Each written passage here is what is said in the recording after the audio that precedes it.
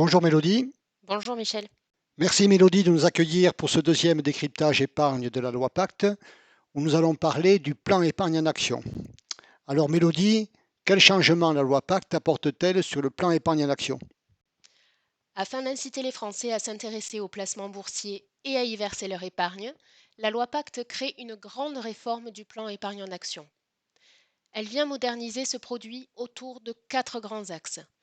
L'assouplissement de son fonctionnement d'une part, l'augmentation du plafond de versement du PEA-PME, la création d'un PEA jeune et enfin l'élargissement des titres éligibles au PEA-PME. Sur le volet assouplissement, le texte rend possible les retraits sur les PEA et PEA-PME à partir de la cinquième année du plan sans que cela n'entraîne sa clôture. Après 5 ans, les investisseurs vont pouvoir effectuer de nouveaux versements dans la limite du plafond réglementaire. La fiscalité est inchangée.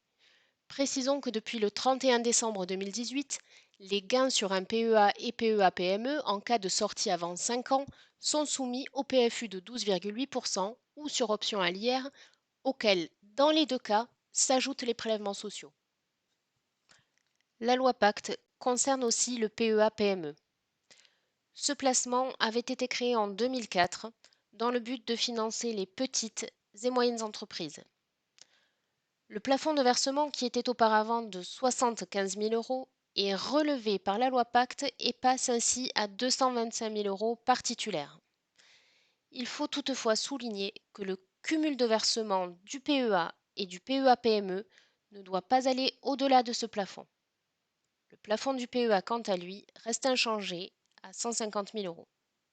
Il faut également dire un mot du PEA jeune. Ce placement est disponible pour les 18-25 ans qui résident en France et qui sont à la charge de leurs parents.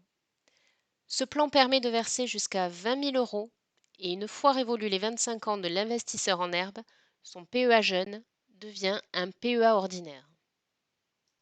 Le PEA-PME est désormais ouvert au financement participatif, aux obligations convertibles en actions de sociétés non cotées et à certains titres de sociétés cotées. Merci Mélodie pour tous ces éclairages, en rappelant que la quasi-totalité de ces mesures sont en fonctionnement à Pyrénées-Gascogne depuis le 24 mai. Et maintenant, rendez-vous dans la vidéo suivante pour voir les effets de la loi Pacte sur l'épargne retraite.